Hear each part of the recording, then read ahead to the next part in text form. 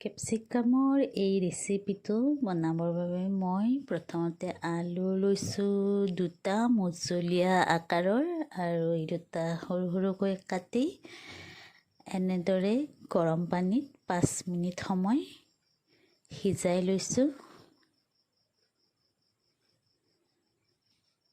তাৰ পাছত আমি এইখিনি এটা বাটিত লৈ ল'ম।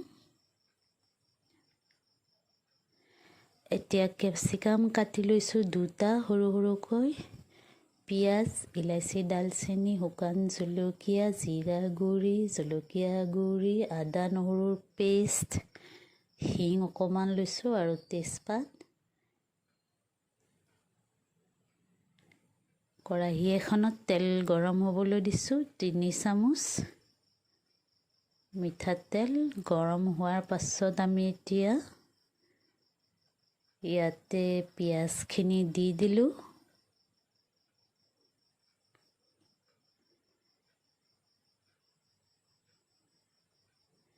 এতিয়া ইয়াতে আমি কাটি থোৱা শুকান জলকীয়া এটা দি দিম, তেজপাত দিম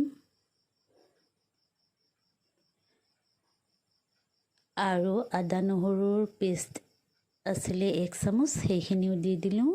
এতিয়া ভালদৰে ৰংচোৱা হোৱালৈকে ভাজি ল'ম। জিৰা দিম প্ৰায় আধা চামুচমান আৰু অকণমান হিং দি ল'ম। এতিয়া এইখিনি আমি মিডিয়াম জুইত ৰংচোৱা হোৱালৈকে ভাজি ল'ম।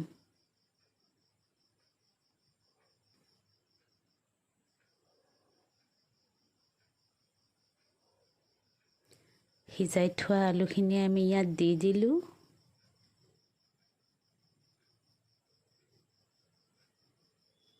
এইখিনি দিয়াৰ পাছত আমি অকণমান সময় এইখিনি ভাজি লৈ কেপচিকামখিনিও দি দিম।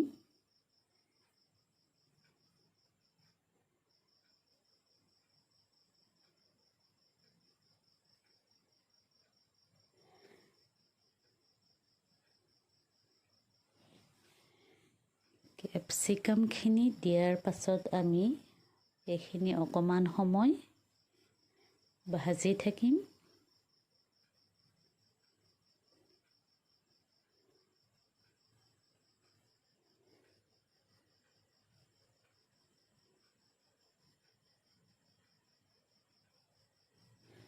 দুই মিনিট সময় ঢাকনি লগাই থোৱাৰ পাছত এতিয়া আমি দিম নিমখ আৰু হালধি আন্দাজমতে।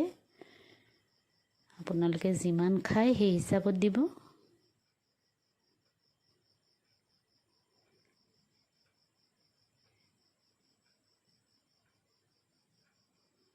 এতিয়া আকৌ 2 মিনিট সময় আমি ঢাকনি লগাই থৈ দিম মধ্যমীয়া জুইত।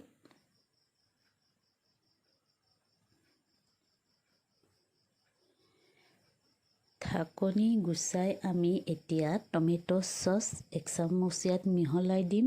আপোনালোকে চচ নাথাকিলে এটা বিলাহী সৰুকৈ কাটি ইয়াতে দি দিব পাৰে। মই টমেটো চচ দিছোঁ 1 চামুচ, অকণমান পানীৰ সৈতে মিক্স কৰি দি দিছোঁ। এয়া জলকীয়াৰ গুড়ি, কাশ্মীৰী জলকীয়াৰ গুড়ি দিছোঁ প্ৰায় 1 চামুচ। সেইটোৱে বৰ সুন্দৰ কালাৰ আনে, সেইকাৰণে আমি জলকীয়া গুড়ি মিহলাইছোঁ।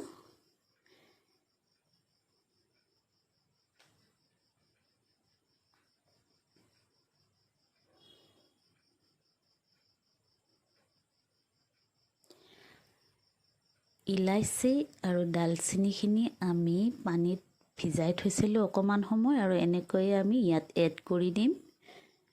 দি আমি 4 মিনিট বা 3 মিনিটমান সময় এইখিনি লৰাই ভাজি থাকিম।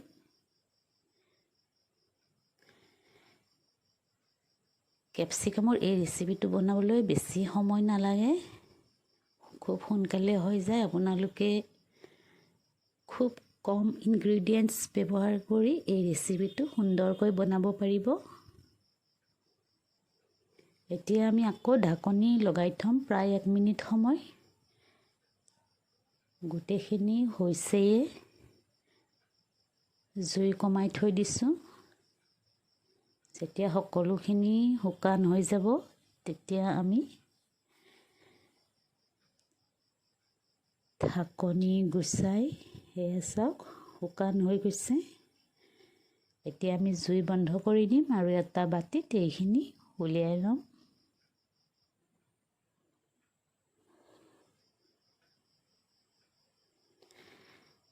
কেপচিকামৰ শুকান ভাজি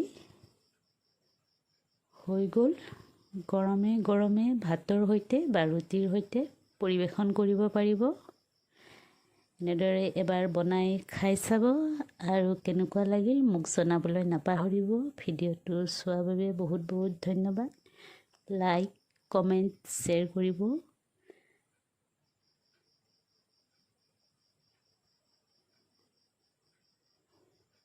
ধন্যবাদ।